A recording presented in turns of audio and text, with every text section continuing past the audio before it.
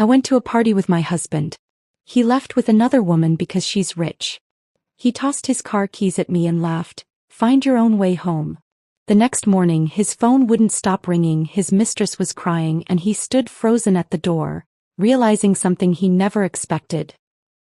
For 15 years I told myself that marriage requires compromise. That not every slight deserves confrontation. That maintaining peace is more important than defending pride.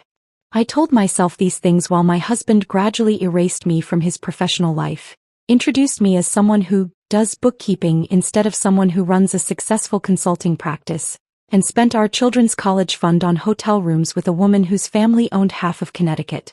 I am Catherine Brennan, 42 years old, and I am very good at lying to myself when the truth is too uncomfortable to face. Before we continue, I want to thank you for joining me in sharing these stories of dignity reclaimed and justice served. If you believe that betrayal deserves accountability, please consider subscribing. It helps us reach more people who need to hear this. Now let's see how this unfolds.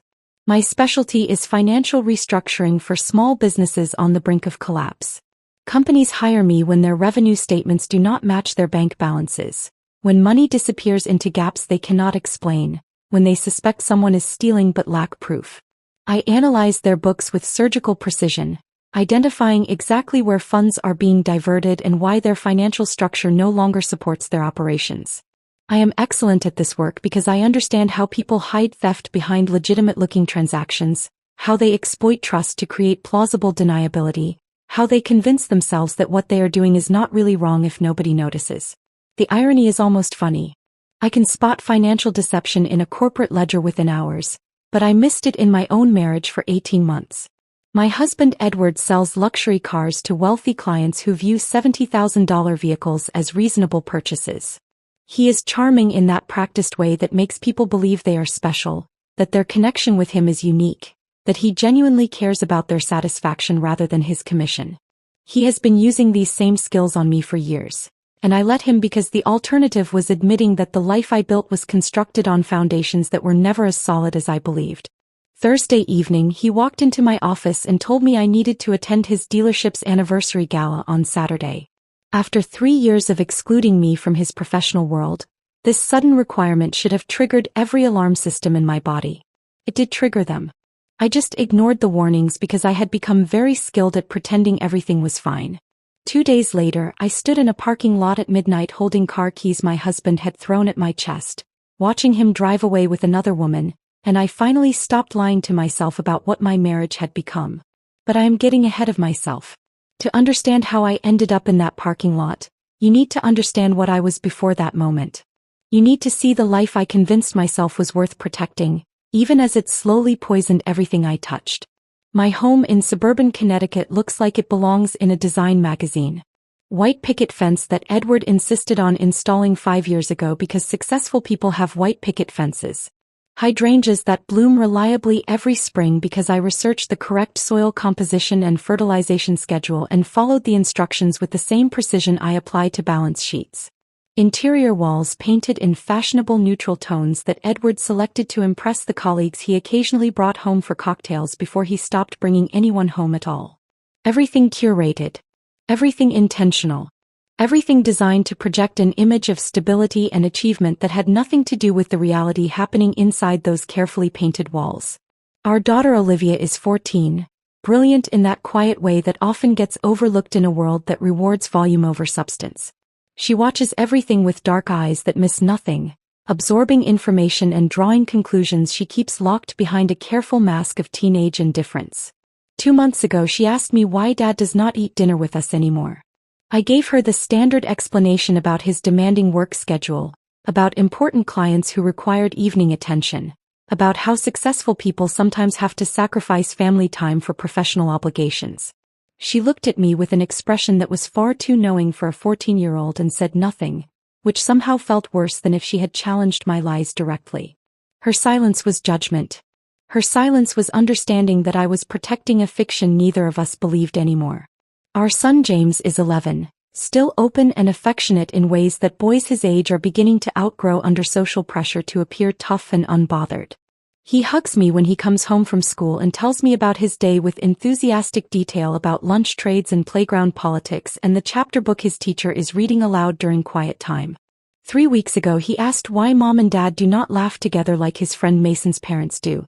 I told him that adults just get quieter as they get older, that it is normal and nothing to worry about, that love changes shape over time but remains steady underneath the surface changes. The words tasted like poison in my mouth even as I spoke them.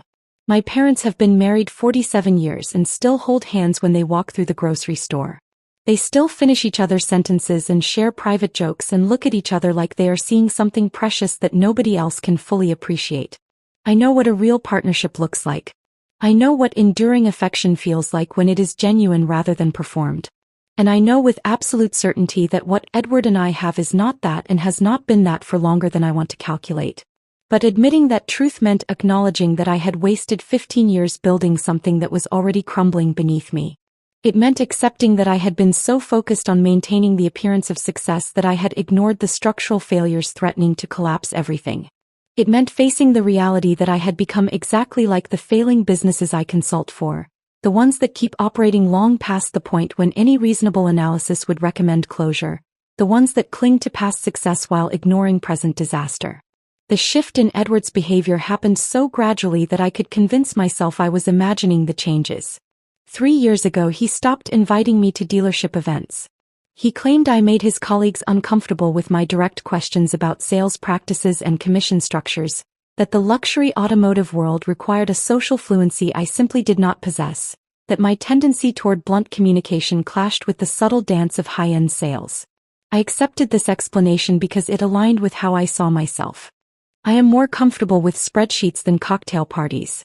I am more at home analyzing financial statements than navigating small talk about golf handicaps and vacation homes in the Hamptons. I do not enjoy the performance of wealth and status that seems to dominate Edward's professional world. But acceptance of his explanation became acceptance of my exclusion, and exclusion became invisibility. Edward began staying late at work multiple nights each week, always with plausible explanations about difficult clients or important deals that required extra attention. He started dressing better, wearing cologne I had not purchased for him, checking his phone with increasing frequency and decreasing transparency. When I asked about his day, his answers became vague and dismissive, as though the details of his life were too complicated or too important for me to understand. Our conversations shrank to logistics about children's schedules and household maintenance, the kind of functional exchanges between roommates rather than partners who once stayed up past midnight talking about dreams and fears and the future we would build together. I noticed all of this. I documented it mentally the same way I document financial irregularities in client accounts. I saw the pattern emerging. But I chose to interpret it as natural marital evolution rather than systematic erasure, because the alternative was too frightening to contemplate. Edward Brennan works at Meridian Luxury Imports, a dealership that caters to Connecticut's wealthiest residents.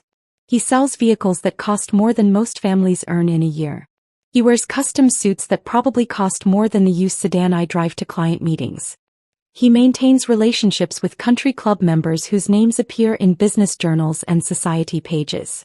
He speaks fluently in the language of aspiration and exclusivity, convincing clients that the right automobile will elevate not just their transportation but their entire social standing. I used to find this skill impressive. Now I recognize it as practiced manipulation applied to everyone he encounters, including his own wife. He has been selling me a version of our marriage the same way he sells luxury vehicles, emphasizing the features I want to believe in while carefully concealing the defects that would make me question the value of what I am getting. And I bought it. For 15 years I bought every word. Thursday evening, Edward walked into my home office where I was finishing a financial analysis for a client in Stamford. He still wore his work clothes, the charcoal suit that made him look like he belonged in boardrooms rather than showrooms, the Italian leather shoes he insisted were business necessities rather than vanity purchases. He stood in the doorway with that carefully neutral expression he uses when he wants something but does not want to reveal how much it matters to him. "You need to come to the dealership anniversary gala this Saturday," he said. Not an invitation. Not a request. A requirement delivered as established fact. I looked up from the spreadsheet on my computer screen. Something in his tone made my stomach tighten with instinctive warning. Why? I asked, trying to keep my voice casual even though my pulse had started racing with alarm I could not quite justify. Why now after 3 years? The managing director's wife will be there, he said, as though this explained everything. It looks better if we attend as couples. You understand? I did not understand. But I nodded anyway because that is what I had learned to do over 15 years of marriage. Accept non-explanations and pretend they make sense. Swallow questions that might create conflict. Maintain the fiction that everything is fine because acknowledging problems means doing something about them, and doing something about them means facing truths I was not ready to face. So I agreed to attend the gala. I agreed to put on a dress and smile beside my husband and pretend we were the partnership we had stopped being years ago. I agreed because refusing would have required admitting that something was catastrophically wrong, and I was not ready for that admission yet. I wish I could say I sensed the danger waiting for me at that event. But the truth is simpler and more pathetic.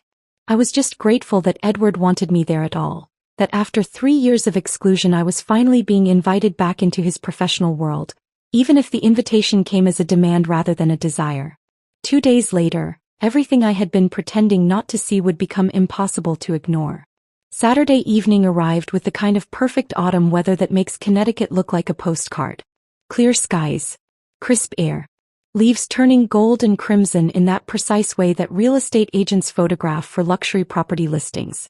Edward spent 40 minutes getting ready, adjusting his tie 3 times and applying cologne with more care than I had seen him take with his appearance in months. I watched him from the bedroom doorway and felt that familiar tightness in my chest that I had learned to ignore, the physical manifestation of instincts I refused to acknowledge. I wore the navy silk dress I had purchased 3 years ago for a client's wedding. It was the nicest piece of clothing I owned, elegant in a timeless way that does not go out of style because it was never quite in style to begin with. I paired it with simple jewelry and practical heels that would not leave me limping by the end of the evening. When I looked in the mirror, I saw someone professional and presentable. When I looked at Edward in his custom suit and Italian leather shoes, I saw someone who belonged to a different world entirely. The drive to Brookfield Country Club took 30 minutes through suburban streets lined with homes that increased in size and grandeur the closer we got to our destination. Edward drove in silence, checking his phone at red lights with the kind of focused attention that suggested the messages he was reading mattered more than anything happening in the car with his wife. I stared out the window and tried to remember the last time we had driven somewhere together without the children as a buffer between us. I could not recall a single instance in the past year. The Brookfield Country Club exists in a different economic reality than the one I inhabit. The building itself is a monument to inherited wealth, designed to intimidate anyone who was not born understanding the codes and customs of established privilege. Mahogany-paneled walls displayed photographs of members from generations past, all of them white and wealthy and wearing expressions that suggested they had never once questioned their right to occupy exclusive spaces. Crystal chandeliers cast warm light across marble floors polished to mirror brightness. The air smelled like expensive perfume and old money, that particular combination of leather and wood polish and entitlement that seems to permeate establishments where membership requires both substantial wealth and the correct ancestral connections. I felt immediately viscerally out of place. My dress, which had seemed perfectly appropriate when I put it on at home, now looked shabby beside the designer gowns surrounding me. Women wore clothing that cost more than most people's monthly mortgage payments, jewelry that required insurance riders, shoes that were probably custom-made in Italian workshops I had never heard of. They moved through the space with the confidence of people who had been attending events like this since childhood, who understood instinctively which fork to use and which topics were appropriate for polite conversation and how to laugh at jokes that were not actually funny but served some social function I did not comprehend. Edward transformed the moment we walked through those doors. It was not a gradual shift but an immediate and complete metamorphosis, like watching someone put on a mask they had worn so many times it fit more comfortably than their actual face. His posture straightened. His smile widened into something that looked genuine but felt calculated. His voice took on that particular tone he uses with wealthy clients, warm and engaging and just slightly deferential, suggesting that he recognized their importance while implying that he was sophisticated enough to move in their circles as an equal rather than a servant. He worked the room with practiced efficiency, moving from group to group with the timing of someone who understands exactly how long to stay in each conversation before moving to the next opportunity. I followed slightly behind him like an accessory he had reluctantly brought along, smiling politely at people whose names I forgot the moment I heard them. Edward introduced me the same way each time. "This is my wife, Catherine. She does bookkeeping for small businesses." The phrasing was deliberate. Not financial consulting. Not business restructuring. Bookkeeping. A word that suggested I sat in small offices helping shopkeepers balance their registers, rather than analyzing complex financial structures for companies with multi-million-dollar revenues. I should have corrected him. I should have explained that I run a successful consulting practice specializing in corporate financial analysis and restructuring. But I said nothing because correcting Edward in front of his colleagues felt like starting a fight I did not have the energy for, and because some part of me had internalized his assessment that my work was not impressive enough to warrant accurate description. The ballroom filled steadily as more guests arrived. I accepted a glass of wine from a passing server and positioned myself near a decorative column where I could observe without being required to participate. Edward had already moved away from me, absorbed in conversation with a group of men wearing suits that probably cost more than my car. They laughed at something he said, and I watched him glow with the validation of being accepted into their circle, of being treated as though he belonged among people whose wealth dwarfed his own. Then she walked in and everything changed. Vanessa Whitmore did not simply enter the ballroom. She commanded its attention with the kind of effortless confidence that comes from never once in your entire life questioning whether you belong somewhere. She was stunning in that carefully constructed way that requires both genetic advantage and substantial financial investment. Her hair fell in perfect waves that could only be achieved through professional styling. Her dress was clearly custom designed rather than purchased from any rack, fitting her body with the precision that only bespoke tailoring can achieve. Her jewelry sparkled with genuine stones that caught the chandelier light and threw it back in calculated brilliance. But what struck me most was not her appearance. It was the immediate transformation in Edward when he spotted her. His entire face changed. The professional mask he had been wearing since we arrived fell away, replaced by something raw and unguarded. His expression illuminated with an intensity one had not witnessed directed at me in years, perhaps ever. He looked at Vanessa Whitmore the way I had always hoped someone would look at me, the way romantic movies promised was possible if you found the right person. He looked at her like she was the only person in the room who mattered. They gravitated toward each other like magnets, crossing the ballroom with the inevitability of objects following natural laws. When they met, Vanessa placed her hand on Edward's arm with casual intimacy, and he leaned close to hear something she said in a voice too low for anyone else to catch. They laughed together, and it was the kind of genuine laughter that comes from shared understanding rather than social obligation. I stood by my decorative column and watched my husband fall into conversation with another woman as though I did not exist. As though the past 15 years had never happened. As though our 2 children and our mortgage and our shared history were irrelevant details that could be dismissed when something more interesting appeared. Edward eventually remembered I existed and brought Vanessa over for introductions. "This is Catherine," he said, gesturing toward me with the same enthusiasm he might use when pointing out a piece of furniture. "Not my wife Catherine. Not Catherine Brennan, who runs a successful consulting practice. Just Catherine, as though I were a distant acquaintance rather than the woman he had been married to for 15 years. "Lovely to meet you," Vanessa said with a smile that did not reach her eyes.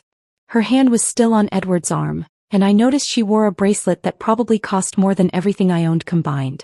I learned through fragments of overheard conversations over the next hour that Vanessa Whitmore represented generational wealth that dwarfed even the substantial fortunes present in that room. Her family owned Whitmore Development Corporation, a real estate empire spanning the entire Northeast Corridor. She was recently divorced from her second husband, apparently seeking diversions, and had developed an interest in luxury vehicles that brought her frequently to Meridian Imports, where Edward served as her personal sales consultant. Personal sales consultant. The phrase echoed in my head with implications I was not quite ready to examine. The evening deteriorated from there with the slow inevitability of a car accident you can see coming but cannot prevent.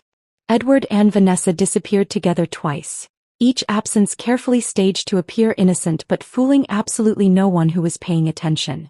The first time, Edward claimed they needed to discuss specifications for her new vehicle order and would step out to the terrace where they could talk without the ballroom noise.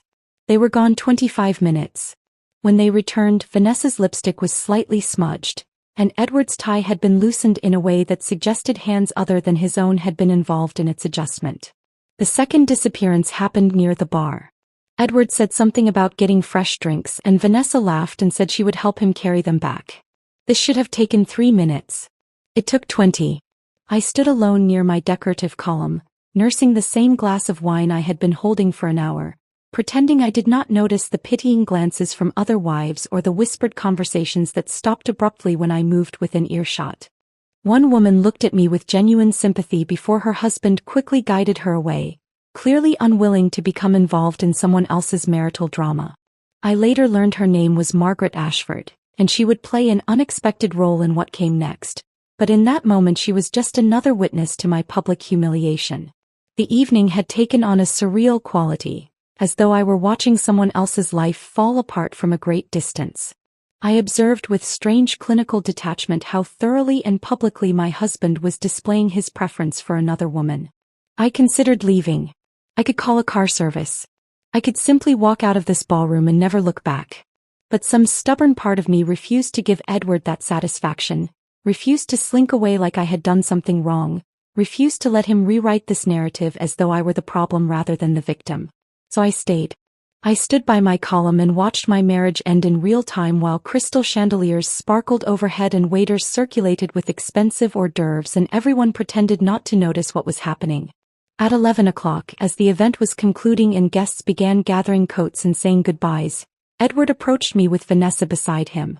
His expression carried a mixture of excitement and something else I could not immediately identify. Perhaps guilt. Perhaps triumph. Perhaps simple indifference to how this moment might affect the woman he had promised to love and honor 15 years ago. He reached into his pocket, pulled out his car keys and tossed them at me with casual dismissiveness. They hit my chest before I caught them reflexively. The metal was cold and heavy against my palms.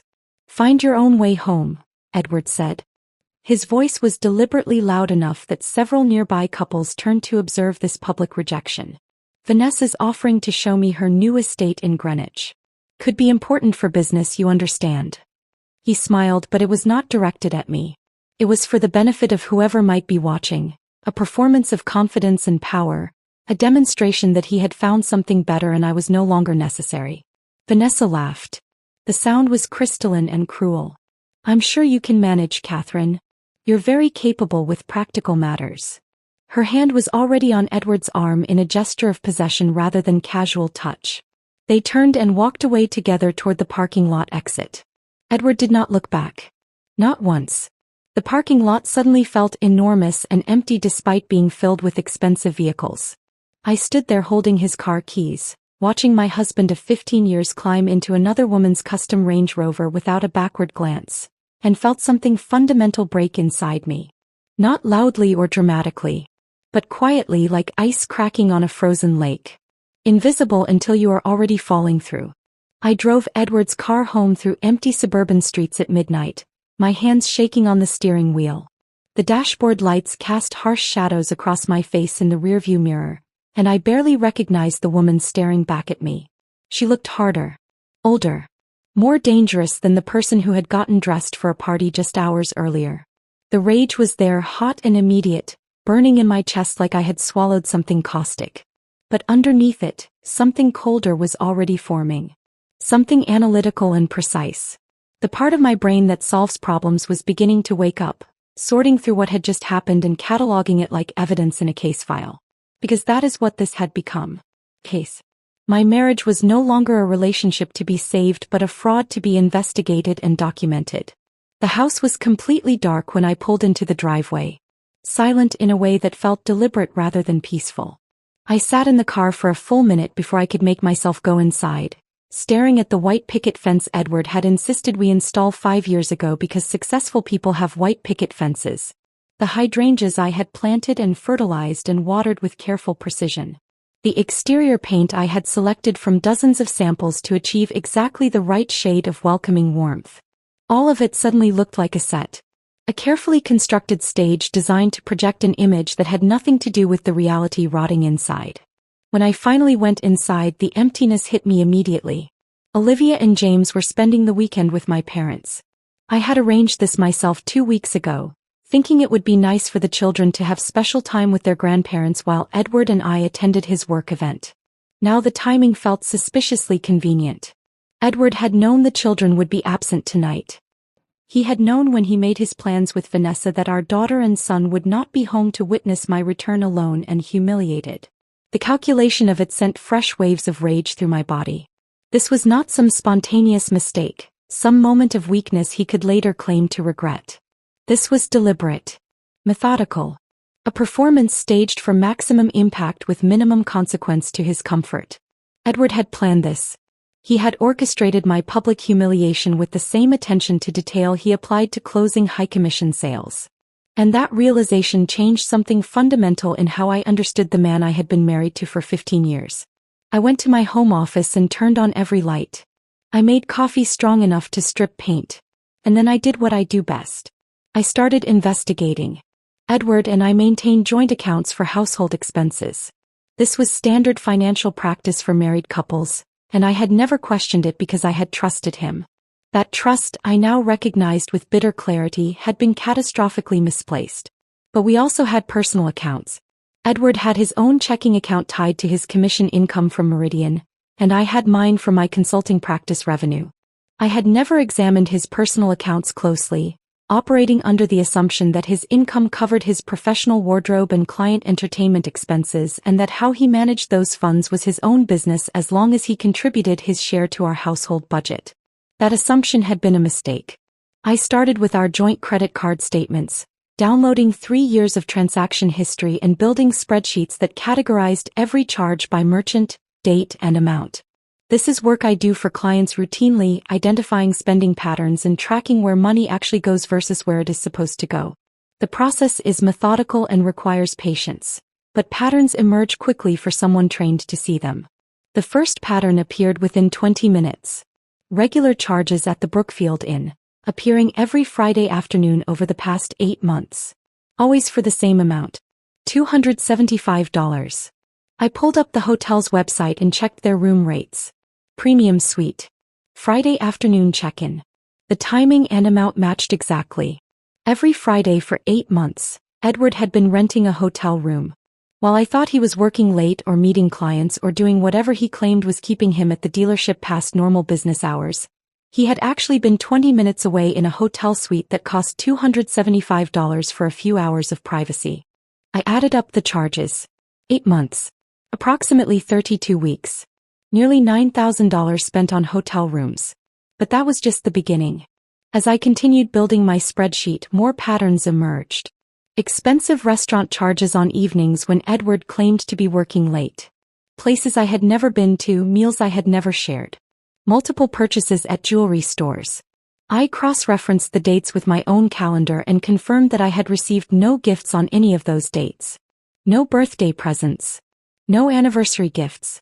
No random tokens of affection. Edward had been buying jewelry for someone else using our joint credit card. Using money from the account I contributed to from my consulting practice earnings. Money that should have been designated for household expenses or saving for our children's futures. Then I found the charge from La Maison Boutique. $4,000. 3 weeks ago. I looked up the store. Exclusive women's clothing. High-end designer pieces. Custom tailoring available. I thought about the dress Vanessa had been wearing tonight, how perfectly it had fit her body, how clearly expensive it had been. Edward had bought his mistress a $4,000 dress using our joint credit card. The rage that surged through me in that moment was almost physical, like something with weight and heat pressing against my ribcage.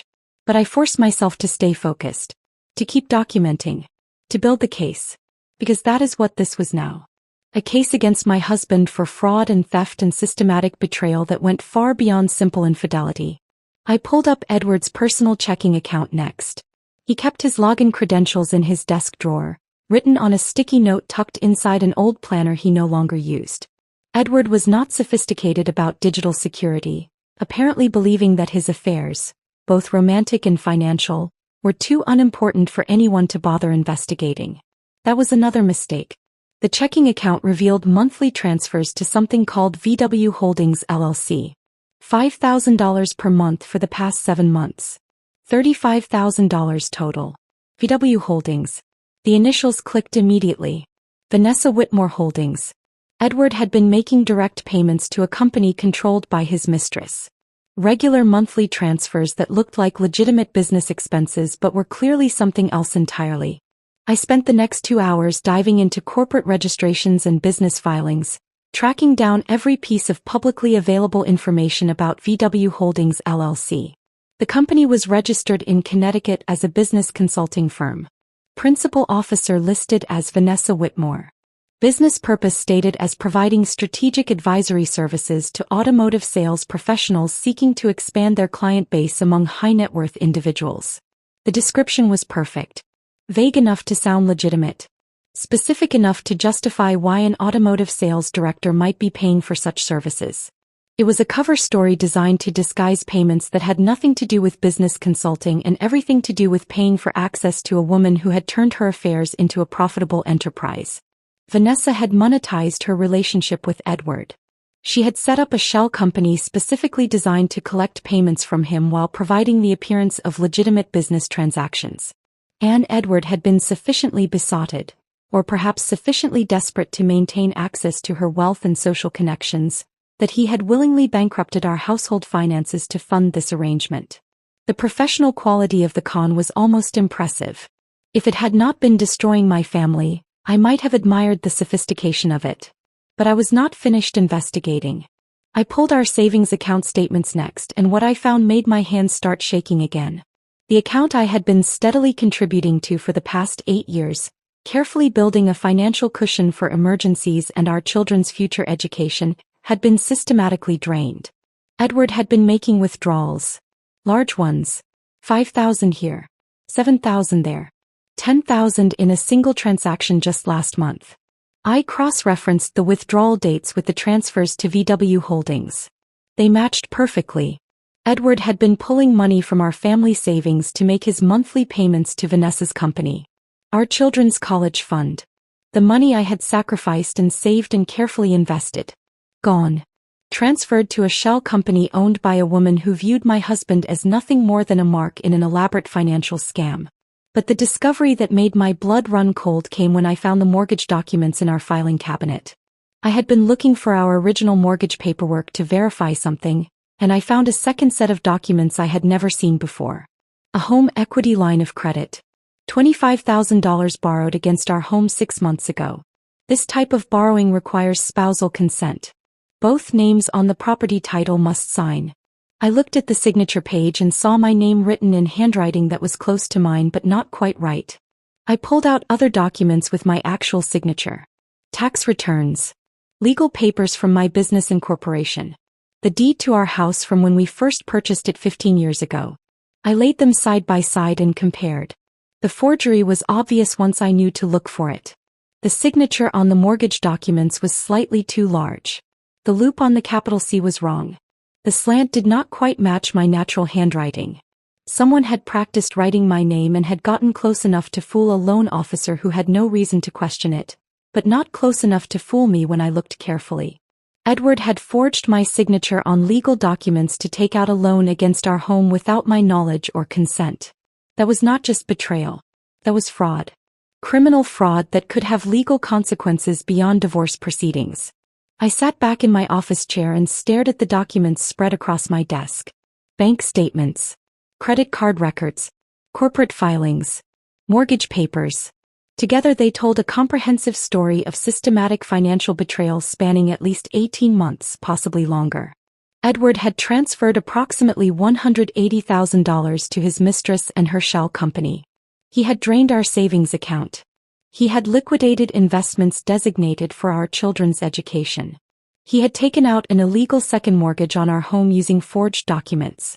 And he had done all of this while maintaining the fiction that he was the primary breadwinner, while minimizing my contributions to our household, while introducing me as someone who does bookkeeping rather than someone who runs a successful financial consulting practice.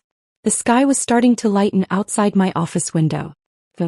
I had been awake all night building spreadsheets and tracking money trails and assembling evidence. My coffee had gone cold hours ago. My eyes burned from staring at computer screens and printed documents. But I had what I needed. A complete financial picture of Edward's betrayal. Documentation that could not be disputed or explained away. Evidence that would stand up in court when I filed for divorce and demanded accountability for what he had done. Edward had thrown his car keys at my chest and told me to find my own way home. He had walked away with another woman without a backward glance, confident that I would accept this humiliation and quietly disappear from his life without causing problems. He had made a catastrophic miscalculation, because I had found my way home. And now I was going to systematically dismantle everything he thought he had built with Vanessa Whitmore, using his own documented crimes as weapons against him. At 7 a.m, my phone rang. I had not slept. I was still sitting at my desk surrounded by printed bank statements and spreadsheets, my eyes burning from hours of staring at financial documents, my coffee long since gone cold. The caller ID showed Edward's number. I let it ring 3 times before answering, forcing myself to take slow breaths and compose my voice into something that sounded calm, neutral. As though I had not just spent the entire night documenting his systematic theft from our family. Catherine, I need you to transfer $50,000 from your business account to my personal checking today, Edward said without preamble. No greeting. No apology for throwing car keys at my chest in a parking lot full of witnesses. No acknowledgement that he had abandoned me at a public event and spent the night with another woman. Just a demand for money, delivered as though requesting this amount was equivalent to asking me to pick up groceries. It's urgent, he continued when I did not respond immediately.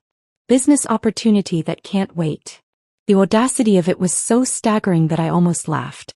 After everything he had done, after the public humiliation and the private betrayal, after draining our savings and forging my signature on mortgage documents, he was calling to demand more money from the business account I had built through my own work.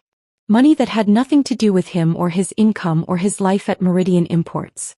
What business opportunity? I asked, keeping my voice carefully neutral despite the rage burning in my chest. Vanessa's offering to invest in a luxury vehicle leasing venture I'm starting, Edward said, and I could hear the excitement in his voice. The belief that he was on the verge of something important. But I need capital to demonstrate commitment. She's putting in $500,000. I need to match 10% to secure the partnership. He was scamming him. Still scamming him even now after he had already given her nearly $200,000. Vanessa had no intention of investing anything. This was the final extraction, the last withdrawal before she disappeared entirely and moved on to her next target. The realization crystallized with perfect clarity. Edward was not just a cheating husband. He was a mark in a sophisticated con operation, too blinded by infatuation and desperation to recognize that he was being played. I'll need to review the business plan and partnership documents before transferring that amount, I said, maintaining my professional tone. Send them to me and I'll make my decision.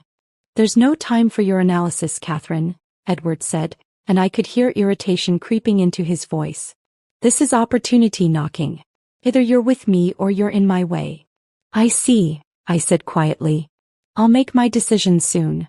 I hung up before he could respond and immediately pulled up the contact information for David Martinez. David was an attorney who specialized in marital fraud and asset protection. He had been a client of mine 2 years earlier when his small practice faced financial difficulties that threatened to destroy everything he had built. I had analyzed his books, identified where money was being wasted, restructured his billing practices, and helped him implement systems that turned his struggling firm into a profitable operation. He had told me at the time that if I ever needed legal help he would return the favor. I called his cell phone at 7:15 in the morning. He answered on the third ring, his voice still rough with sleep. David Martinez. David, this is Catherine Brennan. I need help. My husband has been systematically stealing from our family to fund an affair, and I need someone who specializes in marital fraud. There was a brief pause and then his voice sharpened with focus. Tell me everything. I spent 20 minutes walking him through what I had discovered. The hotel charges. The jewelry purchases. The transfers to VW Holdings. The drained savings account. The forged mortgage documents. David listened without interrupting and I could hear him typing notes as I spoke. Catherine, he said when I finished, your husband just handed you a nuclear weapon. Let me make some calls. He hung up, and I sat back in my chair feeling something that might have been hope beginning to compete with the rage that had been fueling me through the long night. David called back 3 hours later. I've got someone you need to meet. Andrea Thornhill. She's a forensic accountant, the best in Connecticut for uncovering hidden assets and financial fraud. She's agreed to look at your case as a favor to me. Can you meet at your house in an hour? Andrea Thornhill arrived at noon carrying a leather briefcase and an iPad. She was in her early 40s, professionally dressed, with sharp eyes that immediately began cataloging details about my home and my demeanor. David had come with her, and they sat together at my kitchen table while I laid out all the documentation I had assembled. Andrea worked in silence for nearly an hour, occasionally making notes or asking clarifying questions about specific transactions. David watched her with the expression of someone who has seen this process before and knows to wait patiently for the expert analysis. Finally, Andrea looked up from the documents spread across my table. Her expression had shifted from professional interest to something approaching genuine outrage. This is one of the most comprehensive patterns of marital financial fraud I've encountered in 15 years of practice, she said. Your husband has systematically depleted marital assets, committed forgery to obtain illegal loans, and transferred substantial sums to what appears to be a shell company. Any one of these actions would be sufficient grounds for favorable divorce terms. Together, they represent potential criminal fraud. She paused, tapping one finger against a printout of the VW Holdings corporate registration. But there's something else here, Andrea continued. These payments to VW Holdings, the amounts, the regularity, the business consulting cover story. I've seen this exact pattern before. Twice, actually, in cases I worked over the past 2 years. Different victims but the same company name. The same principal officer listed. Vanessa Whitmore, I said. Yes. I think your husband's mistress is running a serial con operation targeting married men with disposable income. And if that's true, there will be other victims. Other men making payments to the same shell company under the same false pretenses. Andrea opened her iPad and began searching through databases I did not have access to, her fingers moving quickly across the screen. David and I watched in silence as she worked. Here, Andrea said after several minutes. VW Holdings LLC has received payments from multiple sources over the past 2 years. I can see at least 3 other individuals making regular transfers. All of them connected to Meridian Luxury Imports based on the account information I can access. She looked up at me with an expression that was part sympathy and part professional excitement at uncovering a complex fraud scheme. Your husband is not special to Vanessa Whitmore. He's one of several marks she's been running this scam on simultaneously. She targets middle-aged men in high-commission sales roles. Men with access to significant income but without the generational wealth she possesses. Men who are susceptible to flattery from someone they perceive as unattainable. She initiates affairs, gradually introduces investment opportunities that require capital contributions, and extracts maximum value before disappearing. Andrea turned her iPad so I could see the screen showing corporate tax filings for VW Holdings. But here's the critical mistake she made. VW Holdings has been generating substantial revenue without filing appropriate tax returns. She's not declaring these payments as income. That's tax evasion, and the amounts involved are significant enough to trigger serious IRS penalties. She pulled up a calculator and started running numbers. Based on what I can see, Vanessa Whitmore owes approximately $250,000 in back taxes on unreported income, not including penalties and interest that will likely double that amount. And the evidence is thoroughly documented in bank records and corporate filings. David leaned forward. Can we use this? Absolutely, Andrea said. We file for divorce with comprehensive financial exhibits. But we also file a civil fraud lawsuit against Vanessa Whitmore and VW Holdings, naming Edward as a co-plaintiff despite his involvement. We argue that he was a victim of deliberate financial fraud. And we forward all documentation to the IRS showing unreported income from her shell company. She looked at me directly. Catherine, we can potentially recover a substantial portion of the money your husband transferred. We can demonstrate to the divorce court that you are pursuing legitimate legal remedies rather than acting vindicatively. And we can ensure that Vanessa Whitmore faces consequences for running a systematic fraud operation. How long will this take? I asked. I'll need 48 hours to complete my investigation and compile a comprehensive report, Andrea said. David can file the legal paperwork by Monday morning. David nodded. The divorce filing will include detailed financial exhibits documenting Edward's fraudulent mortgage, unauthorized depletion of marital assets, and payments to Vanessa's company. The civil fraud lawsuit will demand full return of all transferred funds plus damages. And the IRS documentation will trigger an audit that will scrutinize Vanessa's entire financial structure. He paused, meeting my eyes. Once we set this in motion, there's no going back. Your husband will know you've discovered everything. Vanessa will know she's been exposed. This will get ugly. It's already ugly, I said.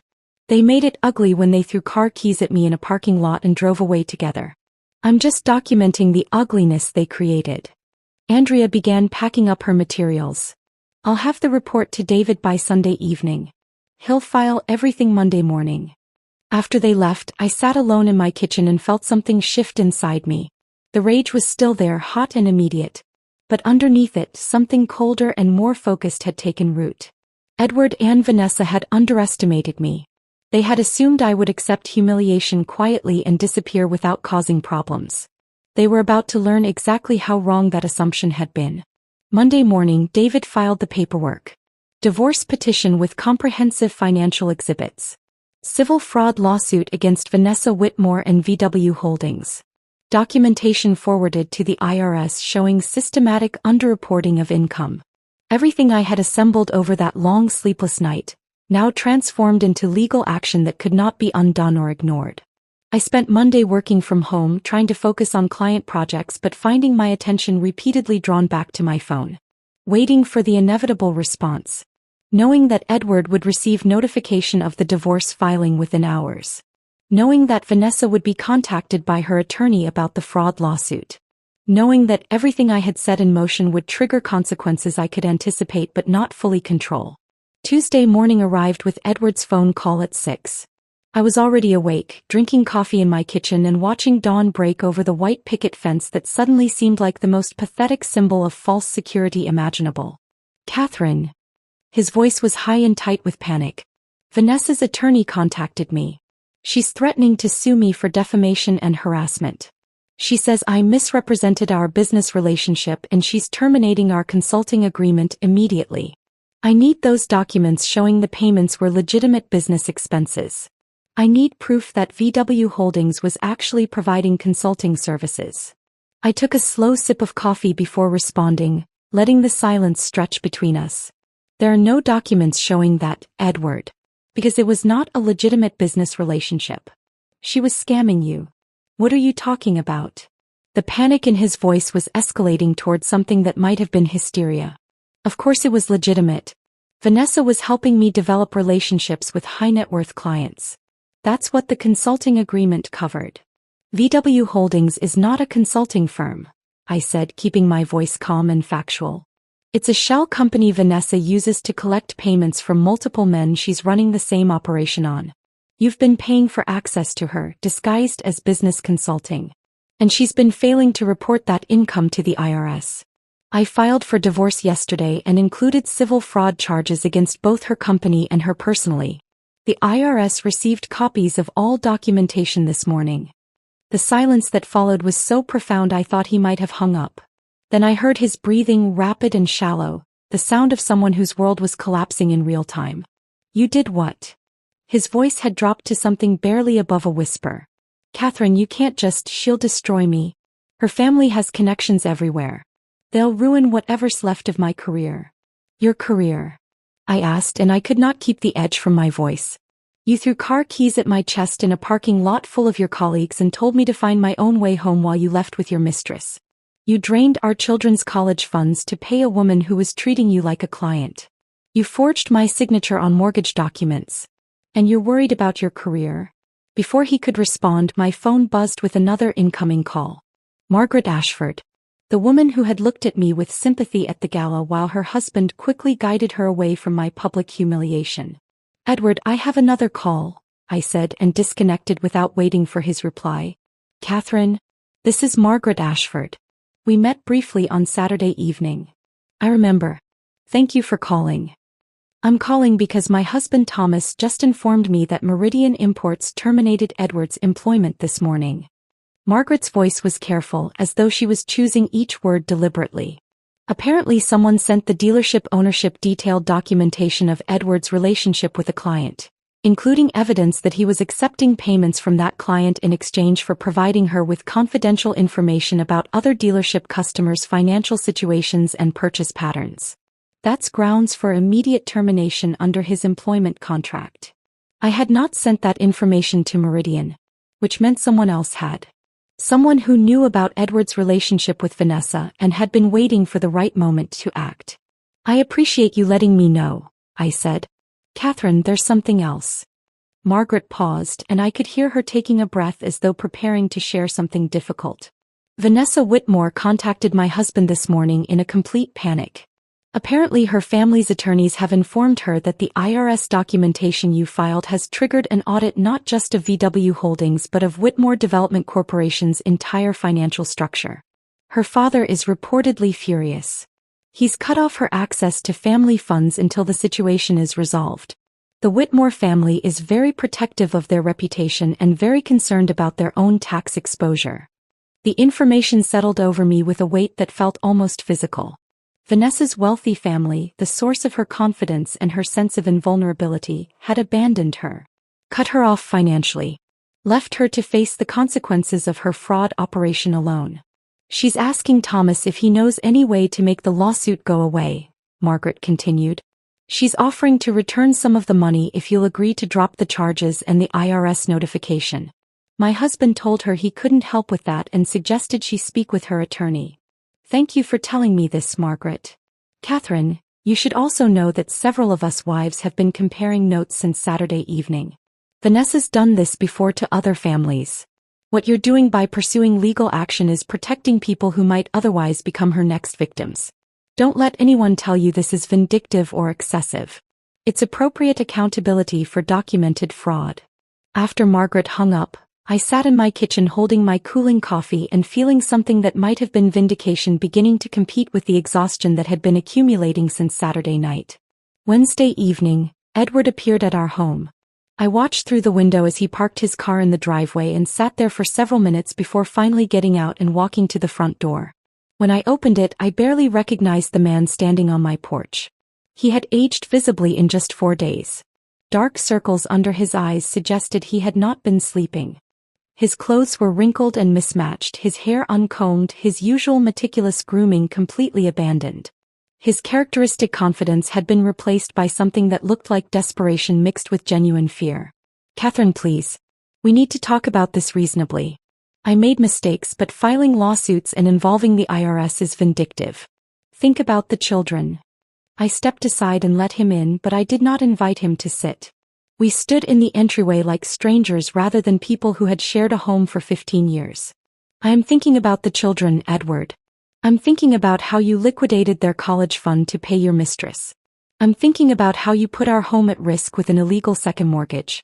I'm thinking about how you publicly humiliated their mother in front of your colleagues. Everything I'm doing now is protecting them from the consequences of your choices. Vanessa said this was all a misunderstanding. She claims the payments were legitimate consulting fees for business development advice. I walked to the kitchen and retrieved the folder of documentation Andrea had assembled.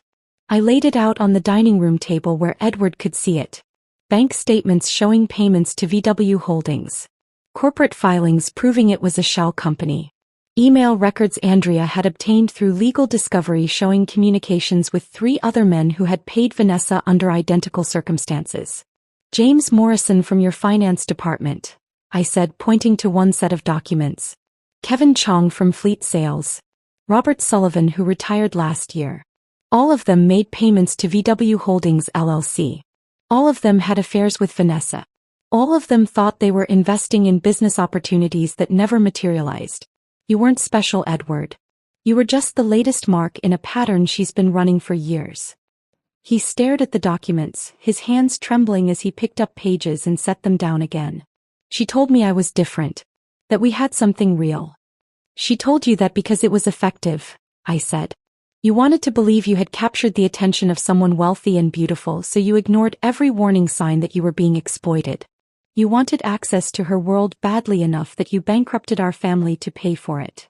Edward looked up at me, and for the first time I saw genuine recognition in his eyes. Not remorse exactly, he was not self-aware enough for genuine remorse, but at least acknowledgement that he had been thoroughly deceived. "What happens now?" he asked quietly. "Now you move out of this house. You cooperate fully with the divorce proceedings. You find new employment. And you hope the judge shows mercy when determining child support, because based on current income calculations, you're going to struggle to make those payments. Where am I supposed to go? I genuinely do not care, Edward. Perhaps you should call Vanessa and ask if her Greenwich estate has a spare room. Though I suspect she's not taking your calls anymore." He left that evening with 2 suitcases, loading them into his car while I watched from the window. The same car I had driven home Saturday night.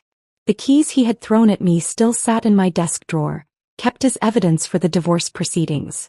After he left, I sat alone in the kitchen and realized I could no longer protect our children from the truth. Olivia and James deserved to know why their father had moved out, why their lives were about to change dramatically. They deserved honesty rather than comfortable lies that would eventually unravel anyway. I called my parents and asked them to bring the children home the following morning. When Olivia and James walked through the door Thursday morning, I saw immediately that Olivia had already guessed most of what had happened. Her expression was guarded, protective of her younger brother who looked confused about being brought home early. I sat them both down at the kitchen table. "Your father and I are getting divorced. He made choices that broke trust in our marriage. He was spending time and money on someone else instead of our family. I know this is hard and I'm sorry you have to go through this." James cried. Olivia reached across the table and took my hand. "I'm proud of you, Mom," she said, "for not pretending anymore." The 6 weeks between Edward moving out and our court date passed in a strange blur of activity and waiting. I worked with David and Andrea to refine our documentation, adding layers of evidence that made Edward's fraud increasingly impossible to dispute. I met with my children's school counselors to explain the family situation and ensure Olivia and James had support systems beyond what I could provide alone. I continued working with my consulting clients, finding that the analytical work helped ground me when everything else felt like it was spinning out of control. The story had leaked to local media. Not through me but through channels I could not control once court filings became public record. A reporter from the Connecticut Post called me 3 times asking for comment on what they were calling the luxury car love triangle fraud case. I declined to speak with them. My silence did not stop the coverage. The narrative was too compelling. A wealthy socialite running a systematic con operation on multiple married men. A shell company disguised as business consulting. Nearly $1 million in unreported income. Federal prosecutors reportedly considering wire fraud charges. Edward's life had collapsed with remarkable speed. Terminated from Meridian Imports. Unable to find comparable employment in the luxury automotive industry because word traveled fast in that insular community. Living in a studio apartment 40 minutes away that he could barely afford on unemployment benefits. Vanessa had stopped returning his calls the moment her attorney contacted her about the fraud lawsuit. The business opportunity Edward had been so excited about, the one he had demanded $50,000 from my business account to invest in, had evaporated completely. The divorce hearing was scheduled for a Thursday morning in late October. The courthouse was smaller than I had anticipated, less imposing than the courtrooms shown on television but no less consequential. The building itself was old. Built in an era when government architecture was meant to project stability and permanence rather than modern efficiency. High ceilings. Wooden benches worn smooth by generations of people waiting for their cases to be called. The smell of old paper and floor polish and the anxious sweat of people whose lives were being decided by judges they had never met. Judge Marianne Sheffield presided over family court matters in this district. David had briefed me extensively on her background and reputation. 58 years old. On the bench for 19 years. Former prosecutor who had handled financial crimes before being appointed to the judiciary. Known for having zero tolerance for any form of financial fraud within marriages. David said she had never once, in nearly 2 decades of presiding over divorce cases, awarded favorable terms to a spouse who had committed documented financial betrayal. Her rulings were thorough, well-reasoned, and consistently upheld on appeal because she was meticulous about following legal procedure while delivering justice that felt appropriate to the circumstances. Edward sat at the defendant's table with a public defender who looked barely old enough to have graduated law school. Edward could no longer afford private representation. The young attorney kept glancing at the thick folders of documentation David had submitted to the court, and I could see in his expression that he knew his client was indefensible. He was here because the system required Edward to have legal representation, not because there was any realistic argument to be made in Edward's favor. Judge Sheffield entered and we all stood. She was exactly as David had described. Steel gray hair cut in a practical style that required minimal maintenance. No jewelry except for simple earrings and a watch. Reading glasses hanging from a chain around her neck. The expression of someone who had heard every excuse and lie and desperate rationalization that people could produce when their marriages fell apart and found none of them particularly novel or compelling. "Please be seated," she said, and her voice carried the kind of authority that made you want to sit up straighter and pay attention. "We are here for the divorce proceedings of Brennan versus Brennan. I have reviewed all submitted documentation. Counsel, you may proceed." Edward's public defender stood and made his argument. He claimed Edward had been a victim of manipulation by a sophisticated con artist. That Edward had already suffered significant consequences including job loss and public humiliation. That the court should show compassion for a man who had been deceived and avoid punishing him further by stripping him of marital assets.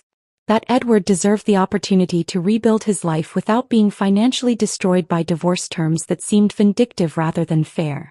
Judge Sheffield listened without interrupting. Her expression revealed nothing.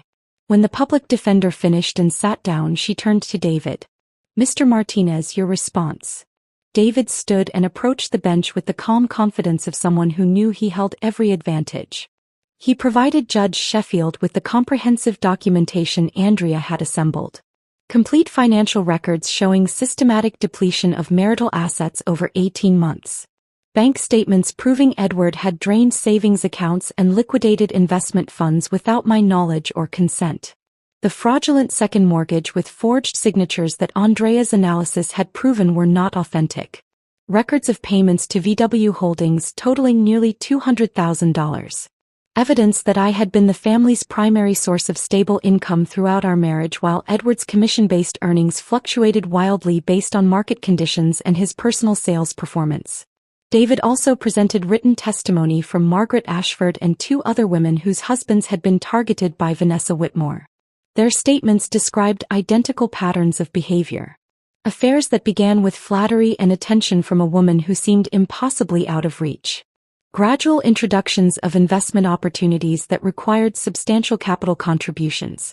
Promises of business partnerships and access to wealthy social circles. And eventually, the revelation that they had been systematically deceived and financially exploited. "Your Honor," David concluded, "Mr. Brennan did not simply commit infidelity, which would itself constitute grounds for favorable divorce terms for my client.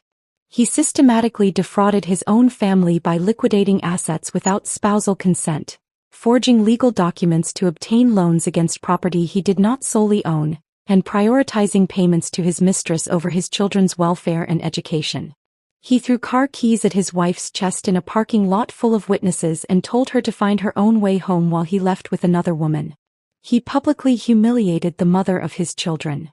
And he did all of this while positioning himself as the family breadwinner despite the documented evidence that Mrs. Brennan's consulting income provided the stable financial foundation that supported their household throughout their marriage." Judge Sheffield had been reading through the documentation while David spoke. Now she looked up, removed her reading glasses, and fixed Edward with a stare that could have frozen water. "Mr. Brennan, I have been on this bench for 19 years.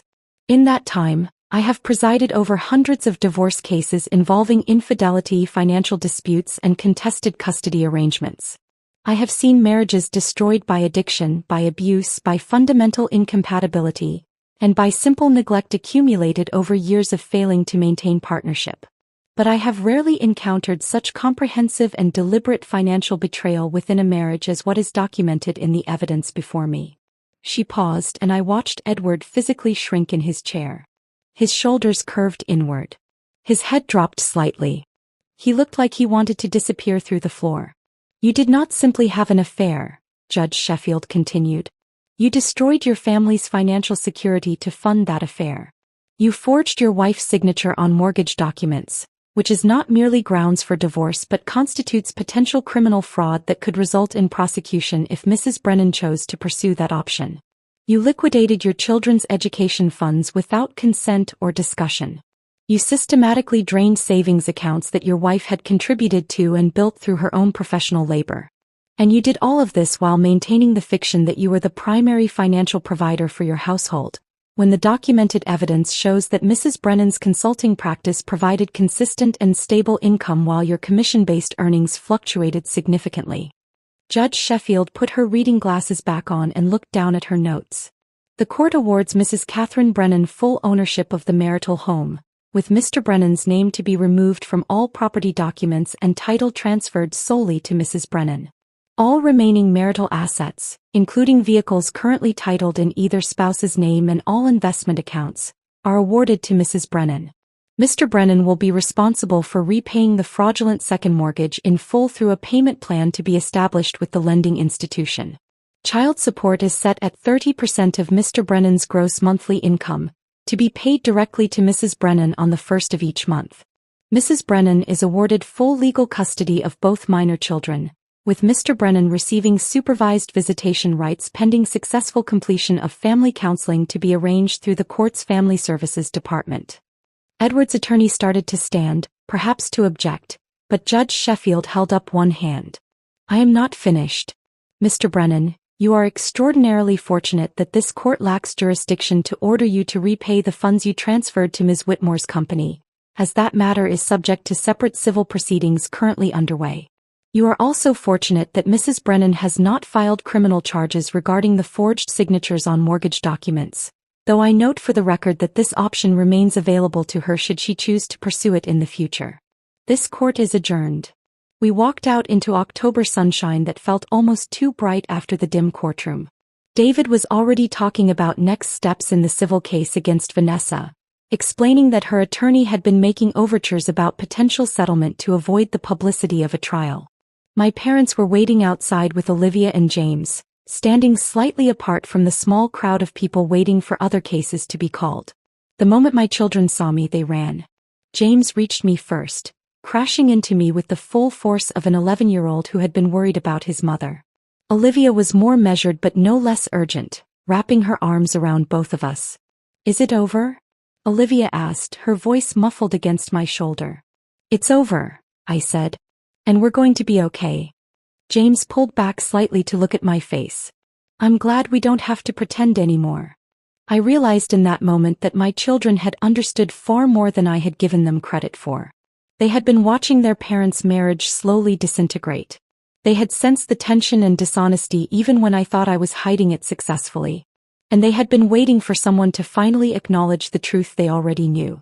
2 weeks after walking out of that courthouse with my children, my phone rang with a call from a number I did not recognize. I almost let it go to voicemail. I had been fielding calls from reporters and curious acquaintances since the divorce became public, and I had learned to screen carefully. But something made me answer. Mrs. Brennan? My name is Linda Foster. I got your number from Margaret Ashford. I hope you don't mind me calling directly, but I need help and Margaret said you might understand my situation better than anyone else. Her voice carried a tremor that I recognized immediately. The sound of someone whose world had just collapsed and who was trying desperately to hold herself together long enough to ask for help. Tell me what's happening, I said. Over the next 40 minutes, Linda described a situation that felt uncomfortably familiar. A husband who traveled frequently for work. Credit card charges that did not make sense. Money disappearing from their savings account with explanations that became increasingly vague. A business investment he claimed would transform their financial future but required immediate capital she was supposed to trust him about without asking too many questions. Margaret told me what you did, Linda said. How you investigated your husband's finances and found evidence of fraud. I need someone who can do that for me. I need someone who understands what I'm going through and won't tell me I'm being paranoid or controlling. I spent 3 days analyzing Linda's financial records. What I found was not identical to Edward's betrayal but followed similar patterns. Her husband had been funding an online gambling addiction for 7 years, taking out loans in her name without her knowledge, forging her signature on credit applications, and systematically draining their retirement accounts to cover losses that totaled nearly $80,000. Linda filed for divorce the following week, armed with documentation that made her husband's fraud impossible to dispute. She was not the only one who called. Within a month of the divorce hearing, I received inquiries from 3 other women, all of them referred by someone who knew someone who had heard about my case. Their situations varied.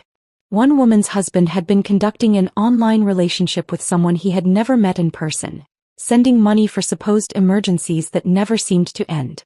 Another had discovered her husband maintained a second family in a different state, supported entirely by funds he had diverted from their joint accounts.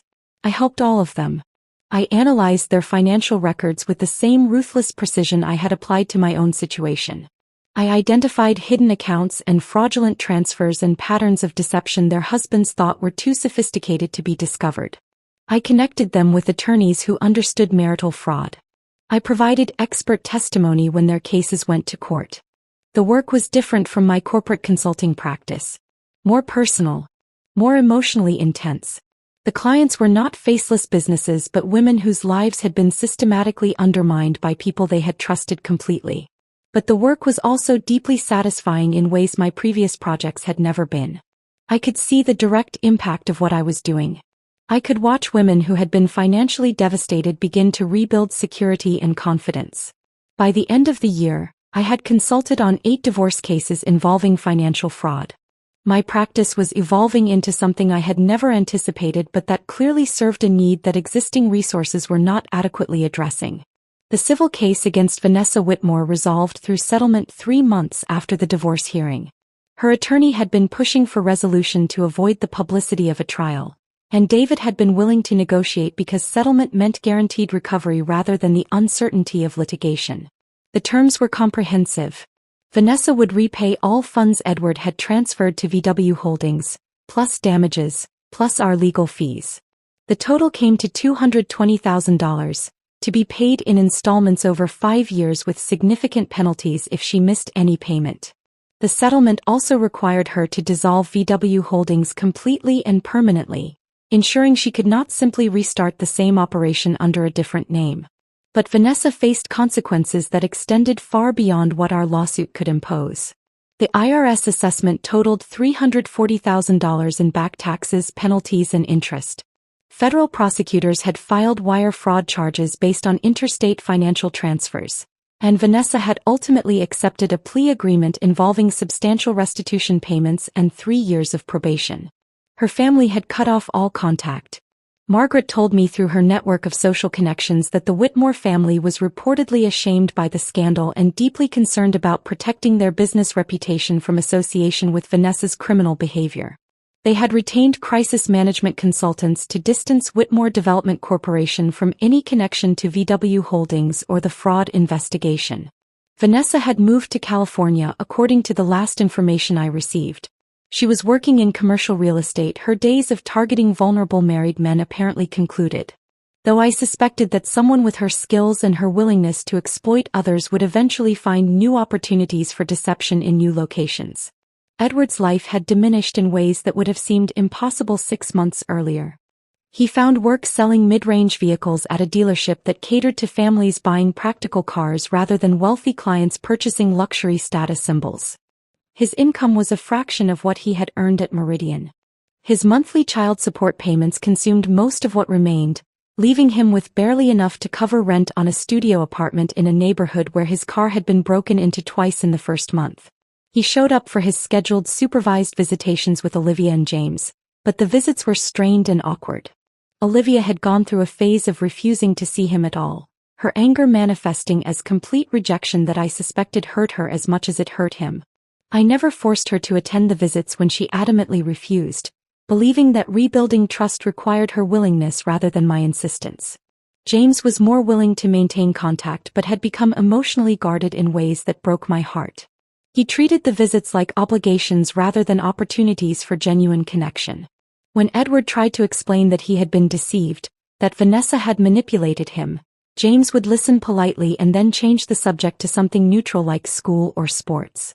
Edward occasionally attempted to justify his actions during pick-up and drop-off exchanges, explaining to me that he had been as much a victim as anyone. I would listen without responding, understanding that he needed to construct a narrative where he was not entirely culpable for the destruction of his family. But I never validated that narrative.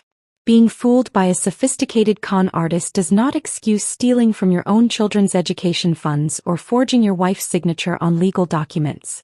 6 months after the divorce finalized, Margaret Ashford called with information that surprised me. "Catherine, my husband Thomas has been referring his colleagues to your practice. He's been telling everyone about how you uncovered Vanessa's entire operation. He's framing it as legitimate financial investigation that protected other potential victims rather than personal revenge." "That's unexpectedly generous of him," I said. "Thomas was uncomfortable with what happened at the gala. He saw how Edward treated you in that parking lot and felt guilty that nobody intervened. This is his way of making amends, I think. Several of his colleagues have wives who need financial consulting for various situations. He's been specifically recommending you as someone who is both thorough and discreet." Margaret organized informal gatherings with other wives from the automotive dealership community. These were not pity meetings or awkward social obligations but genuine connections with women who understood the particular vulnerabilities that came with being married to men in high-pressure sales environments where appearance and status often mattered more than substance. At one of these gatherings, a woman named Patricia confided that her husband had been targeted by Vanessa years earlier. He had ended the relationship before any financial damage occurred, but Patricia had suspected there was a pattern of behavior that extended beyond just her husband. She had been waiting for someone to expose what she believed was systematic fraud. Another woman, whose name was Susan, shared that she had begun conducting her own quiet financial audit of her marriage after witnessing what happened to me. She had discovered that her husband had been hiding significant debt from failed business ventures, using joint credit cards to make minimum payments while the principal balances grew exponentially. These connections evolved into an informal network. Women who were experiencing financial concerns in their marriages would reach out, and the network would direct them toward resources and professionals who could help. Sometimes that meant my consulting services. Sometimes it meant other attorneys or forensic accountants or therapists who specialized in helping people navigate the emotional trauma of discovering systematic deception. I had not intended to create this network. I had not planned to become known as someone who specialized in uncovering marital financial fraud. But apparently the combination of my analytical expertise and my willingness to pursue accountability aggressively when evidence warranted it had created something that filled a genuine need. My consulting practice was transforming. I still worked with small businesses that needed financial restructuring, but increasingly my client base included women who needed someone who could look at their household finances with the same ruthless precision I applied to corporate balance sheets. The work was demanding. It required managing the emotional intensity of clients who were dealing with betrayal while maintaining the analytical detachment necessary to build legally defensible cases. But it was also the most meaningful work I had ever done. I was helping people rebuild their lives after discovering that the foundations they had trusted were never as solid as they believed. I understood that experience intimately, and perhaps that understanding made me better at the work than someone who had only studied financial fraud in academic settings without living through its personal devastation. 1 year after Edward threw his car keys at my chest and told me to find my own way home, I walked into a dealership and purchased a vehicle using money I had earned through my own expanded consulting practice. The transaction felt symbolic in ways I had not fully anticipated when I made the decision to replace the aging sedan I had been driving for the past 8 years. I deliberately chose something practical rather than impressive. A reliable SUV in dark blue with good safety ratings and enough space to transport my children and occasionally drive clients to site visits when circumstances required it. The salesman tried to upsell me to a luxury model with features I would never use, but I declined politely and purchased exactly what I needed without apology or explanation. The first time I drove my new vehicle, Olivia sat in the passenger seat scrolling through college brochures. She had been accepted to 3 universities and was trying to decide between programs that would let her study environmental policy and international relations. Her college fund had been fully restored through the settlement with Vanessa, actually growing larger than it would have been if Edward had never depleted it, thanks to investment returns over the period when the funds were being recovered and rebuilt. "Mom, look at this program at Georgetown," she said, turning her phone so I could glance at the screen while keeping my attention on the road. They have a joint degree in environmental science and policy that seems perfect. Georgetown is expensive, I said, though I was no longer worried about affording it. But if that is where you want to go, we will make it work. James sat in the back seat working on a math assignment, occasionally asking me questions about percentages and fractions that I answered while navigating familiar suburban streets. He seemed comfortable and content in ways he had not been during that final year of my marriage when tension had filled our home like something toxic we all pretended not to notice. As I drove, I found myself thinking about Edward's command in that parking lot. Find your own way home. He had meant it as dismissal, as an assertion of power, as a demonstration that he had found something better and I was no longer necessary to his life. But in the year since that moment, I had indeed found my own way home. Not back to the marriage I had been trying to preserve, but forward to something I had built through my own competence and willingness to demand accountability.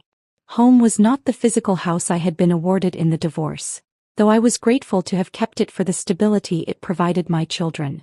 Home was the sense of self-respect I had reclaimed, the financial security I had rebuilt, the knowledge that I would never again accept mistreatment as the price of maintaining appearances.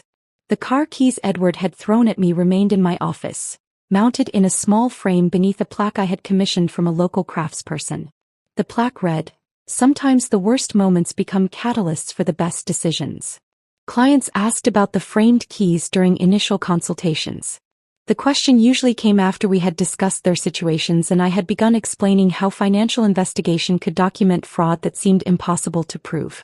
They would glance at the frame on the wall behind my desk and ask what it meant. I would tell them the abbreviated version of my story.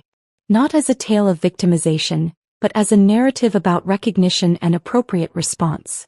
I explained that my husband had thrown those keys at me in a parking lot full of witnesses while he left with another woman, and that moment of public humiliation had transformed into the catalyst for comprehensive financial investigation that uncovered fraud I had not known existed. The keys became a teaching tool, a physical representation of the moment when humiliation can transform into determination if you choose to respond strategically rather than emotionally. Many women who came to my office were still in the stage where they blamed themselves. They believed that if they had been more attractive or more attentive or more accommodating, their husbands would not have betrayed them. They carried guilt that was never theirs to carry, shouldering responsibility for choices other people had made. I used the car keys to illustrate that betrayal reflects the betrayer's character flaws rather than the victim's inadequacy. Edward did not throw those keys at me because I was insufficient. He threw them because he lacked integrity and made the catastrophic error of believing I would accept disrespect without consequence. That distinction mattered. Understanding that distinction was often the first step toward my clients being able to pursue accountability rather than accepting blame.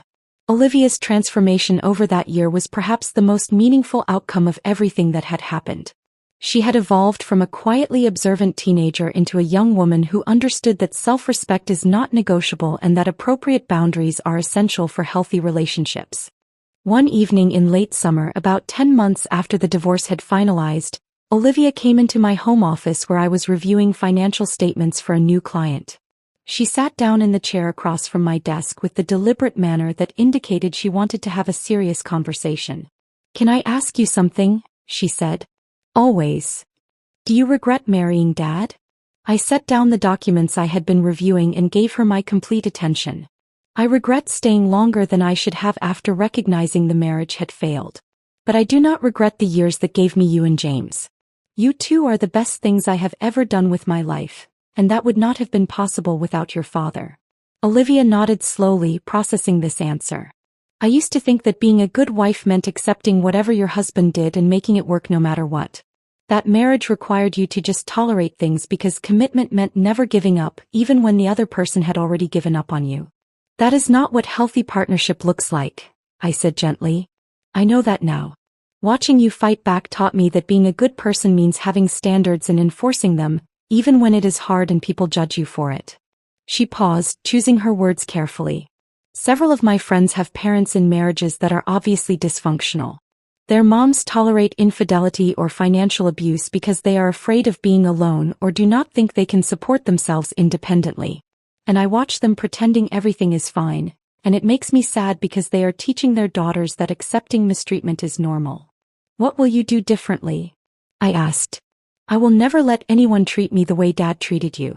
And if I ever realize that a relationship is destroying me, I will leave before it takes everything I have built. You taught me that survival after betrayal is not just possible but can actually lead to something better than what existed before. By the end of that first year, my consulting practice had evolved into something I had never intended but that clearly served a genuine need. I now offered comprehensive financial investigation and asset protection services for women navigating divorce, particularly in cases involving fraud, hidden assets, or financial abuse. We had helped clients across Connecticut and expanded into Massachusetts and New York, building a reputation for thoroughness, discretion, and aggressive advocacy when circumstances warranted it. I hired 2 additional financial analysts who specialized in forensic accounting. I brought on a private investigator named Robert Chin who had spent 15 years with the Connecticut State Police Financial Crimes Unit before retiring and starting his own practice. Robert was exceptional at uncovering hidden accounts and tracking asset transfers that people believed were too sophisticated to be discovered. We formalized these services under a new division of my consulting practice. I developed systems and protocols that could be replicated and scaled as demand continued growing. Andrea Thornhill joined as a permanent consultant, splitting her time between providing expert witness testimony in cases that went to court and training my staff on advanced forensic accounting techniques. The work was demanding. It required managing the emotional intensity of clients who were dealing with profound betrayal while maintaining the analytical detachment necessary to build legally defensible cases. But it was also the most meaningful work I had ever done. I could see direct impact in real time. Women who had been financially devastated by dishonest spouses gradually rebuilding security and confidence. Children whose college funds were recovered through our investigations. Families who avoided poverty because we identified and stopped fraudulent transfers before they could be completed. Every morning when I arrived at my office, I saw those car keys in their frame on the wall. And I remembered the lesson I had learned and now taught to others. The moment someone treats you as disposable is the moment you begin documenting everything. Because people who act with that level of contempt inevitably leave trails of evidence that will destroy them if you know where to look. Edward had believed throwing his car keys at me was an assertion of power. A demonstration that he had found someone better and I was no longer necessary to his life. What he had actually done was provide me with physical evidence of his contempt. Evidence I had used to build a case that systematically dismantled not only his life but also exposed an operation that had victimized multiple families. In trying to dispose of me, Edward had inadvertently created something far more powerful than the marriage he destroyed. He had created a professional practice dedicated to helping women refuse to be disposed of. A network of support for people experiencing financial fraud within their marriages. A legacy of accountability that extended far beyond my personal circumstances. That legacy mattered more than any relationship based on performed partnership rather than genuine respect. I had found my own way home. And in doing so, I had built something that would help countless others find theirs. If this story of financial justice and reclaimed dignity had you hooked, hit that like button now. My favorite part was when Catherine discovered the forged mortgage signature and realized Edward had committed actual fraud. What was your favorite moment? Drop your favorite scene in the comments below. Don't miss more powerful stories of people who refuse to accept betrayal quietly. Subscribe and hit that notification bell.